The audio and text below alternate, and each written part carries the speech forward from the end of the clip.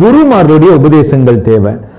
அந்த வகையில நீங்க பாத்தீங்கன்னா நம்முடைய குருநாதர் தவத்திரு ஆறுமுக அரங்கமாதேசிய சுவாமிகள் அவங்களை பார்த்ததுல இருந்து ஒவ்வொரு முறையும் குருநாதரனுடைய சந்திப்பின் போது ஒவ்வொரு அனுபவங்கள், தனிப்பட்ட அனுபவங்கள், நிறைய வித்தியாசமான தெளிவுகளை குருநாதர் கொடுக்குறாங்க.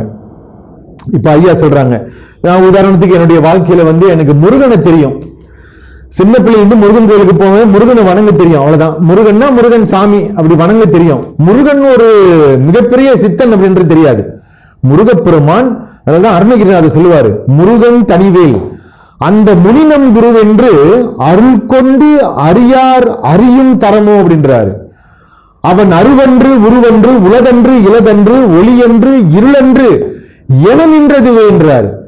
என்ன இது? முருகனுக்கு இவ்வளவு பெரிய சிறப்புகள் இருக்கா? முருகனை தெரிஞ்சுக்கிறதுக்கு என்ன